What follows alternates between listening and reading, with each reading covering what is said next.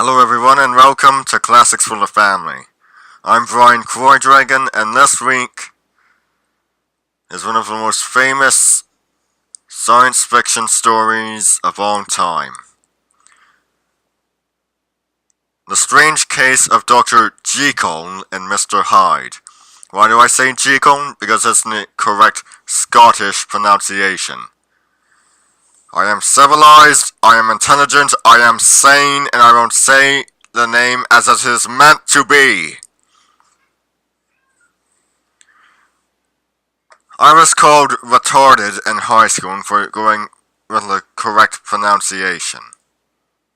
Well, let me tell you one thing. I would have everyone imprisoned who so much as mispronounced that good name. Yes, I really would. Of course, hanging would probably be something that would make more room in the world. But that might be going too far. Of course, I'm not being serious about the imprisonment thing, but conditioning people to actually say a name the correct way would be very, very good. I don't know, people have to be taught. Because people can be inherently stupid. Such as those who go around saying Jekyll instead of the correct pronunciation Jekyll. And let's get on with this. First up is an audiobook. It's completely unabridged, but alas, the person who reads it, Charles McKibben, says Jekyll.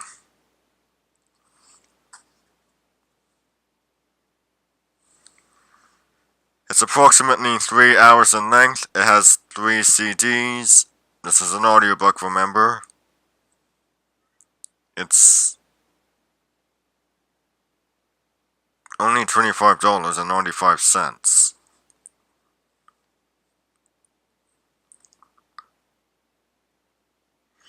Before I go on, I should,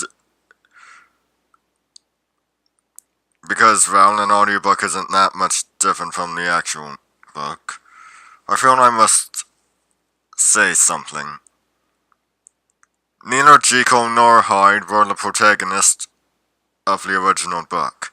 That instead goes to Jekyll's attorney and friend, Gabriel Utterson. Also, it wasn't revealed that Jekyll and Hyde were one and the same until the very last chapter. Also, Jekyll was 50 and Hyde was 25. As well as Hyde being a dwarf. A frail dwarf.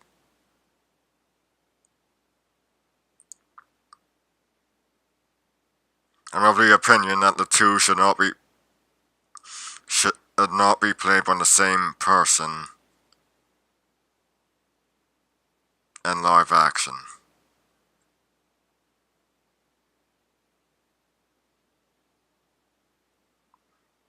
No, really, I do not think they should ever be played by the same person. We do have age and height to take into consideration. Jekyll is middle-aged and of average height, and Hyde is young and a dwarf.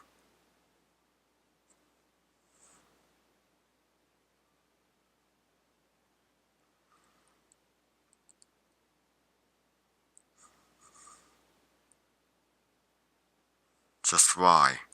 Why have them be played by the same person?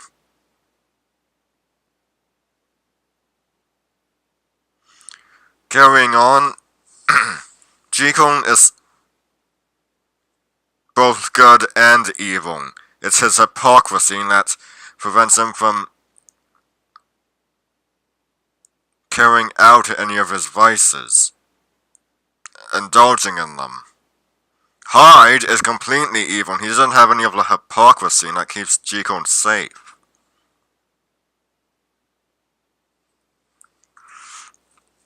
Also, there's no love interest in this.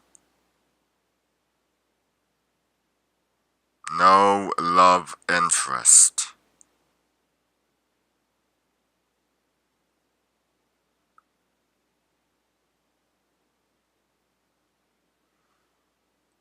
That is something I absolutely loathe about many a screen adaptation. And I have seen a fair share, even if I only own 3.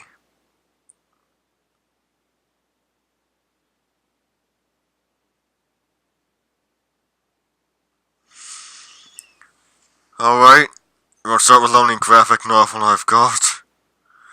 Even though I wish I had more. Because this one... Oh, jeez.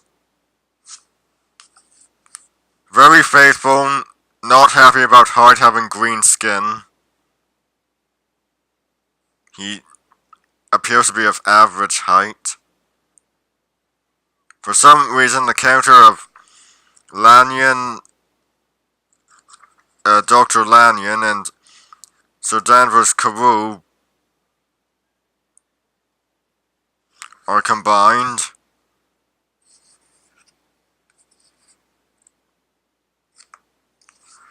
Why? Because apparently, well, they both die, but Lanyon dies of shock at learning that Hyde and Jekyll are one and the same.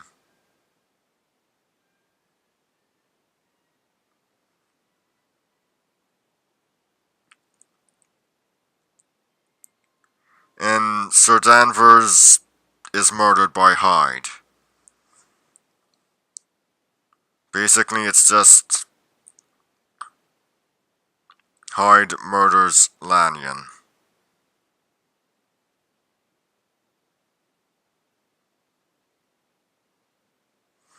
Pragmatic, but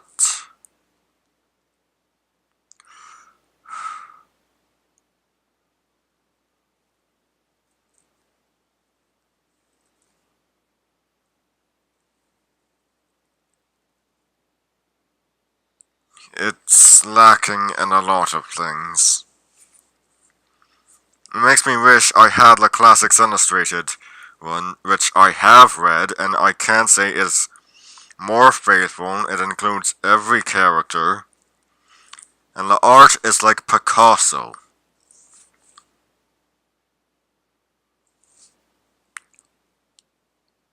Which really works well.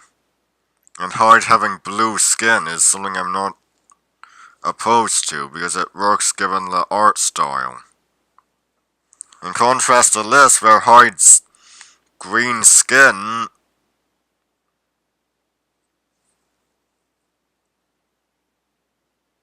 is quite bizarre given the realistic art style. Okay, next up we go to screen adaptations. First off is the 1941 screen adaptation, starring Spencer Tracy.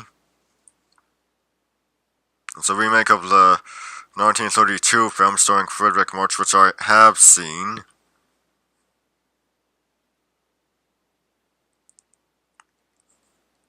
Well, the Frederick March film is hailed as the definitive version. Anyone who can read and has read the book does know that the 1932 Frederick March film is not as good as you'd think it was.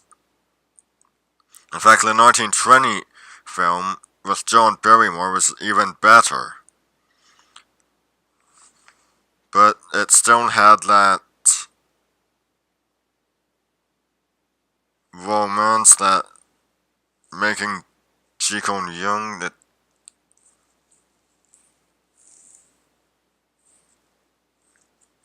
there was a lot more of elements from the book in the 1920 film, I'm going to say, and the 1932 one was the beginning of those things being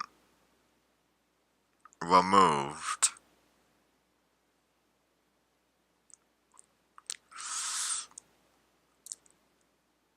Utterson had a voice-only role and only appeared in one scene, bringing the protagonist down to a minor character, while the title characters became the protagonists.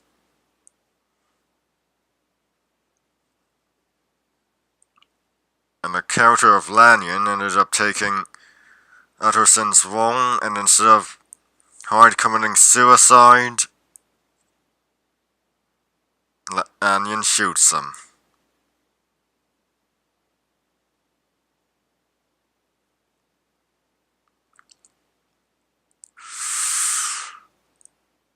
It was in the 30s, I guess action was needed. But the 40s one, oh, it gets even worse. A majority of the characters' names are changed. For instance, Sir Danvers Carew is renamed Charles Emery. Utterson does not even appear, making the only characters from the book present Jekyll, Hyde, and Lanyon. Oh, and the butler, Poole, but why do I always forget Poole? Maybe it's just because he's a butler?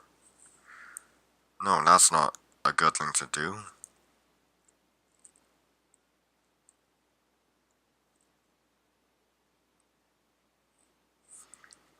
But anyway, I'm gonna just make a comment here and saying that Spencer Tracy was the better Jekyll. And starting with this movie, it was where that infamous mince pronunciation entered mainstream, while Frederick March was the better Hyde.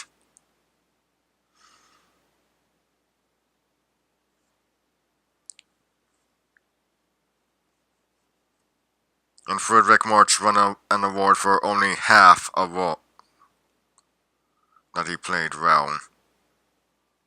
He got an award for both roles, but he only played one of them well. Go figure.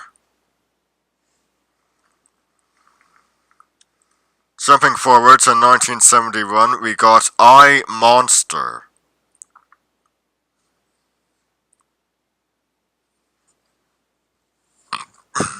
It's more faithful.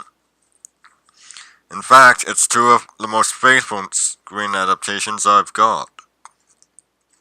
Granted, there are more faithful adaptations, but I only have two of the three most faithful adaptations.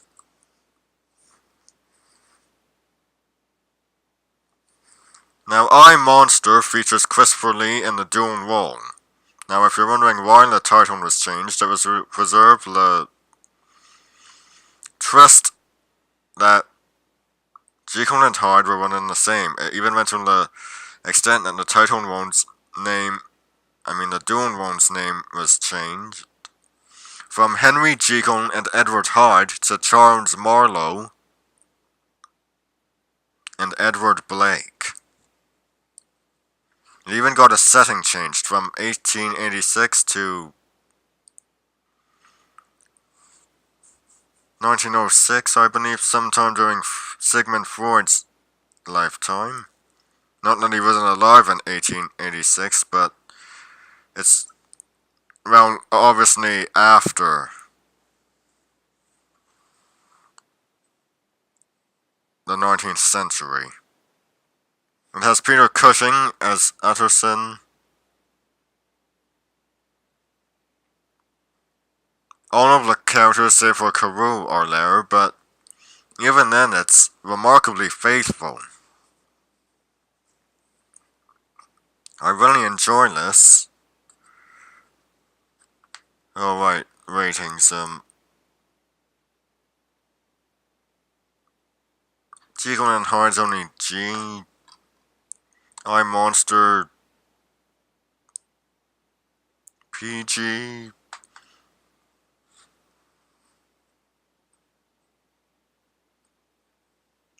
It's nothing to be frightened about. I mean, you could probably show them to your younger relatives. But now, for the most faithful adaptation of all, and even then there are some things changed.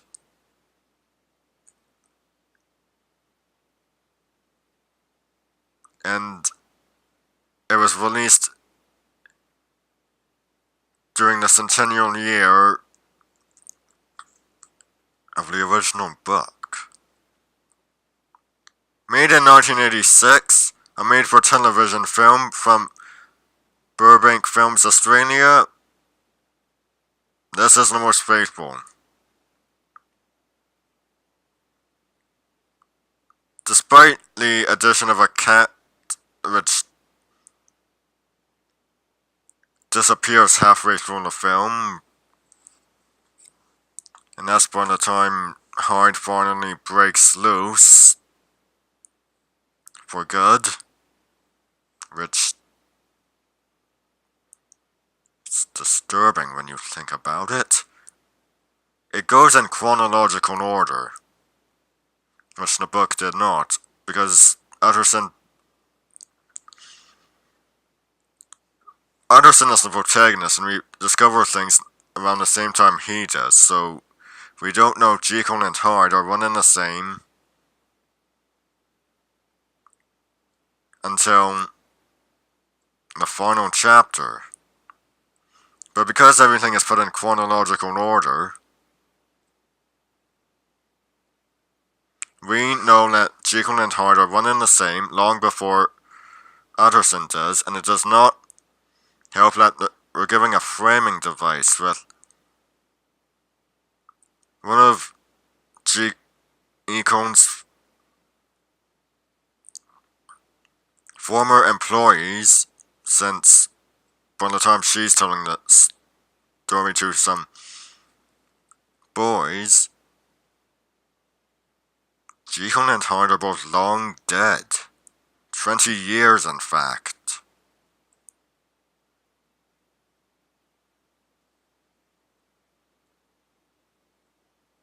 No, really.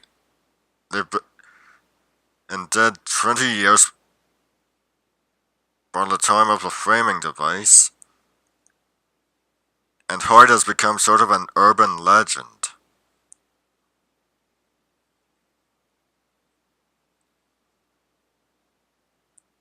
Frightening, isn't it? Hyde becoming an urban legend.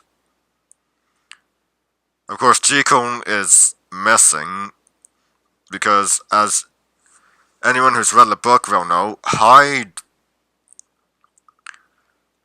does not turn back to Jekyll when he's found dead. It's just Hyde. No one knows where Jekyll is. He's missing. Hyde is dead, so the only people who really know about what's happened, that know Jekyll and Hyde are one and the same, are Lanyon, and of course he dies, Utterson, Poon, and Jekyll's other servants.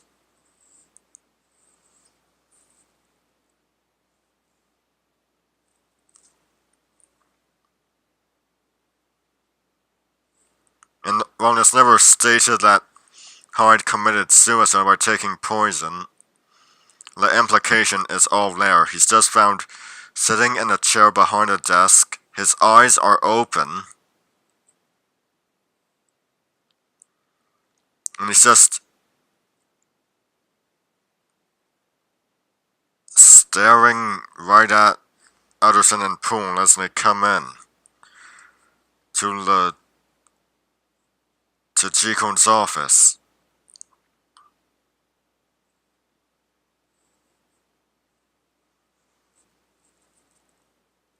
Granted, Hyde murders a total of 3 people instead of just the 1.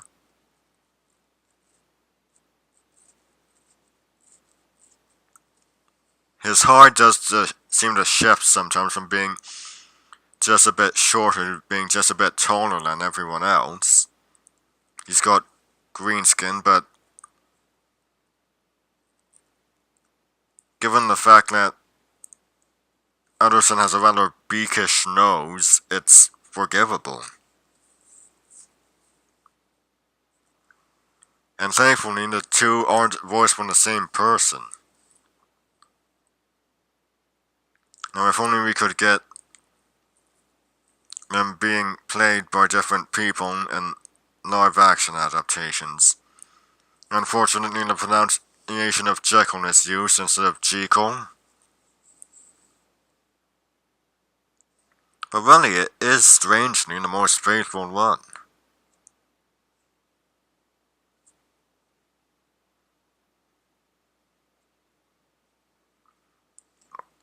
A majority of the characters are there. Carew, even if he isn't named, still appears and is murdered.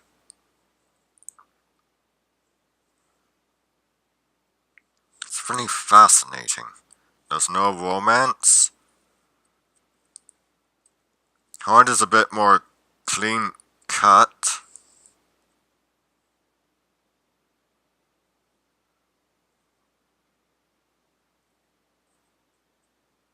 More of a clean cut hero, but even then he ends up turning into Hyde permanently, and Hyde ends up committing suicide.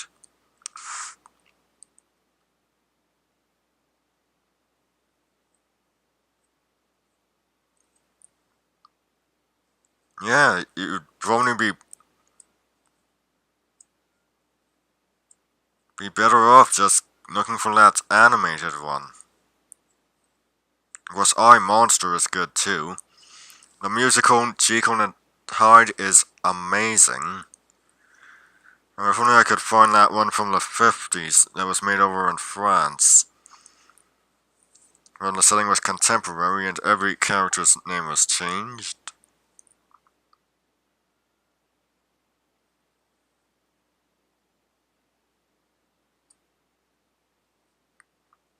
That would be amazing.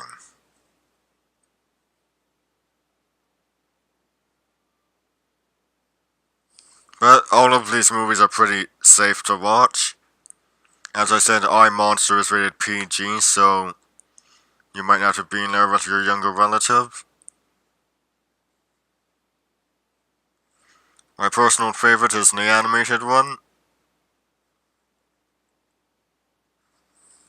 Seek out the classics illustrated graphic novel of Jekyll and Hyde. Get an audiobook. Get the original book. And if you get this edition of the original book, you get other stories because because The Strange Case of Dr. Jekyll and Mr. Hyde is actually a novella or a short novel.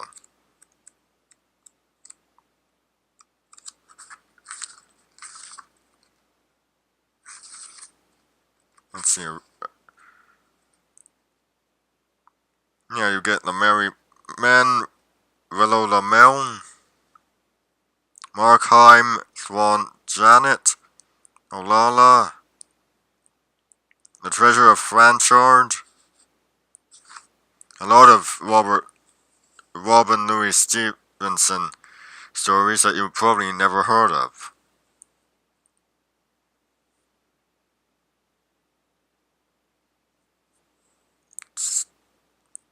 It's a good cache of stories.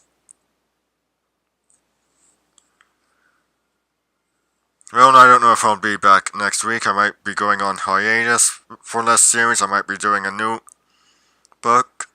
And by that I don't mean a book that's recently been published. But anyway, whatever the case may be, I'll see you next time.